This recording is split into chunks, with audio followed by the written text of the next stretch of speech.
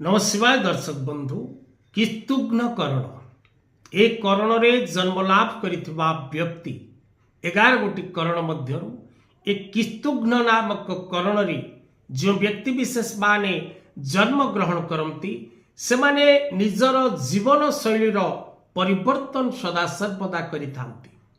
बारंबार निजर कर्म परिवर्तन करिवा, बारंबार निजर वेशभूषा पोशाक चरित्र परिवर्तन करवा देखा दी थाए।